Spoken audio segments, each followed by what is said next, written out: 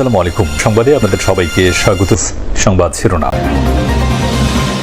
আমরা এবার ইনশাআল্লাহ মিশন হেক্সা পূরণ করে ছাড়ব। এই দলের সাথে এমন খেললে হবে না, যে ভালো টিমগুলো আছে তাদের সাথে ভালো খেলতে হবে। গ্রুপের শেষ ম্যাচে ফিরছেন নেইমার। সাবেক আইজিপি বেনজিরকে দেশে ফেরাতে মামলার নথিসহ সরকারের আবেদন, যথাযথ প্রক্রিয়া অনুসরণের কথা জানালেন স্বরাষ্ট্রমন্ত্রী। ইউএই গভর্নমেন্ট যথাযথ প্রক্রিয়া অনুসরণ করে খুব শিগগির তাকে ফেরত দেওয়ার ব্যবস্থা করবে। আমরা পার্সুয়েশনে থাকব।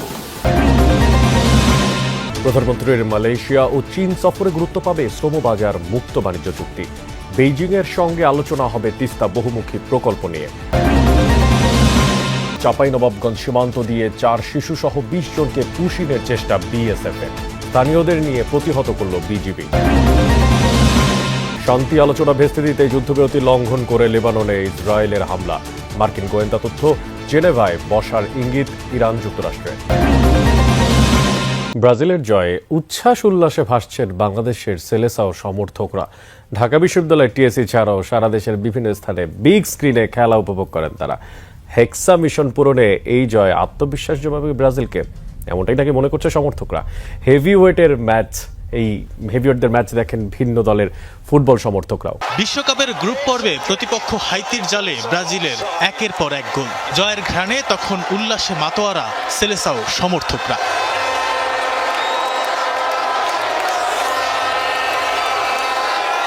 সকাল 6:30টায় শুরু হয় ম্যাচ। বড় পর্দায় উপভোগ করতে জার্সি পরে পতাকা হাতে ঢাকা বিশ্ববিদ্যালয়ের টিএসসি আর মহসিন হল মাঠে জড়ো হন হাজারো ব্রাজিল সমর্থক। অনেকে অপেক্ষায় ছিলেন মধ্যরাত থেকেই। কালকে রাত 11টা থেকে এখানে ওয়েট করতেছি খেলার জন্য। বিশ্ববিদ্যালয়ে এসে খেলা দেখছি, এর আগে কখনো আসি নাই। ছোটবেলা থেকে ক্রাউডের মধ্যে খেলা দেখতে অভ্যস্ত। এবারে একসাথে খেলা দেখার ইচ্ছা ছিল। গাড়িটাও অনেক সুন্দর করে কালার করছে, অনেক কষ্ট হয়েছে আমার। সেলেসাউদের নান্দনিক ফুটবল শৈলী দেখতে আসা সমর্থকদের করতালি আর স্লোগানে মুখরিত হয় পুরো ক্যাম্পাস এলাকা। সাধারণ শিক্ষার্থীদের সাথে খেলা উপভোগ করেন ছাত্র সংগঠনের নেতারাও। আগামী 20 জুলাইও ব্রাজিল খেলবে, মানে বিশ্বকাপের যে ফাইনাল ম্যাচ, সেই ফাইনাল ম্যাচে ব্রাজিল খেলবে। মিশন হেক্সার দিকে আমরা আরো এক ধাপ এগিয়ে গিয়েছি এবং এবার মিশন হেক্সা কমপ্লিট করব। অবশ্যই চাই ব্রাজিল প্রথম রাউন্ড পারে কোয়ার্টার ফাইনাল খেলুক, যাতে এই বিশ্বকাপটা আরো বেশি প্রাণবন্ত হয়। ম্যাচ জুড়ে ব্রাজিলের প্রতিটি আক্রমণ আর ড্রিবলিংয়ে সমর্থকরা মেতে ওঠেন বাঁধ ভাঙা উল্লাসে। জয়ের পর তাদের প্রত্যাশা সাম্বা ছন্দের এই ধারা বজায় রেখে হেক্সা জয়ের মিশন পূর্ণ করবে ব্রাজিল। একই সাথে নেইমারকে দ্রুত মাঠে দেখার আকুতি তাদের। দুবাইয়ে আটক সাবেক পুলিশ মহাপরিদর্শক বেনজির আহমেদকে দেশে ফিরিয়ে আনতে প্রত্যর্পণ আবেদন সংযুক্ত আরব আমিরাতে পাঠানো হয়েছে।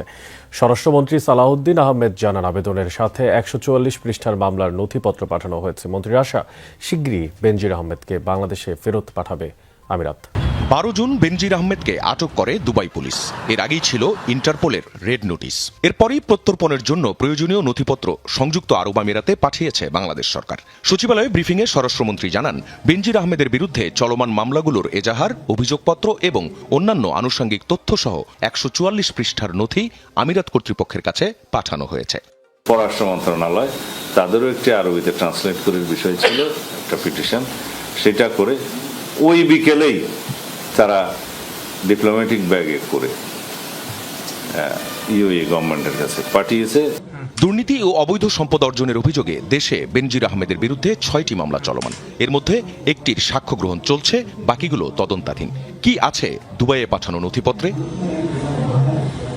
আদালতের নির্দেশে এরই মধ্যে সরকারের নিয়ন্ত্রণে এসেছে বেনজিরের 621 বিঘা জমি ও খামার, গুলশানে প্রায় 9200 বর্গফুট আয়তনের 4টি বিলাসবহুল ফ্ল্যাট এবং গোপালগঞ্জের সাভানা ইকো রিসোর্ট। এছাড়া 33টি ব্যাংক হিসাব, 4টি বিও অ্যাকাউন্ট, সঞ্চয়পত্র ও বিভিন্ন প্রতিষ্ঠানে থাকা বিনিয়োগও অবরুদ্ধ।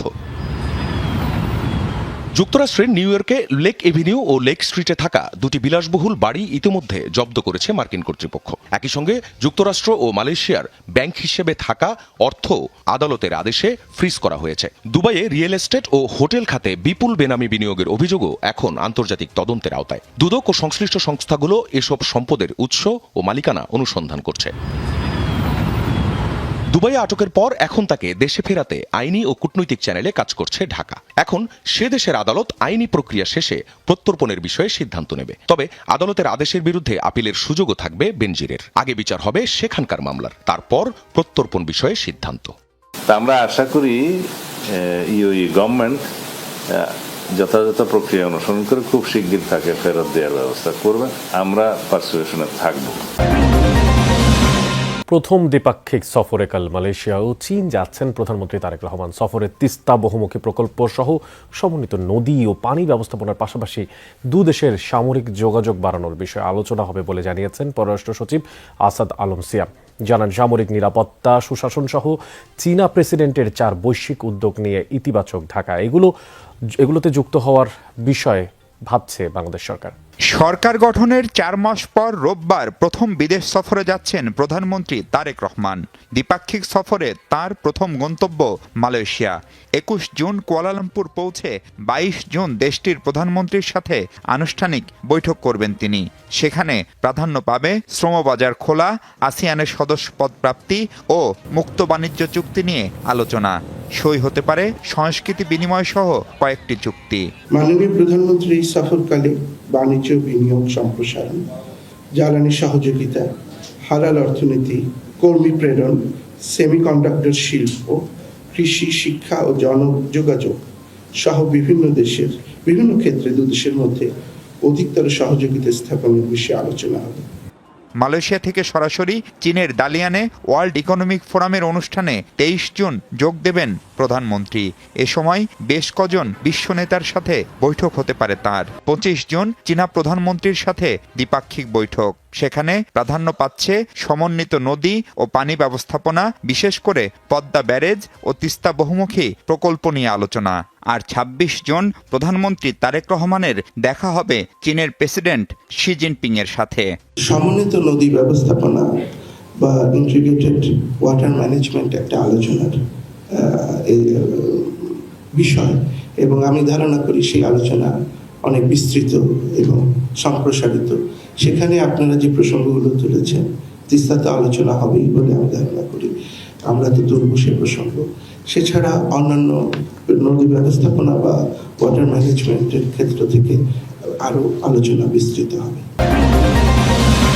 চাঁপাইনবাবগঞ্জের শিবগঞ্জের চৌকা সীমান্ত দিয়ে 4 শিশু সহ 20 জনকে পুশিনের চেষ্টা চালিয়েছে ভারতীয় সীমান্তরক্ষী বাহিনী।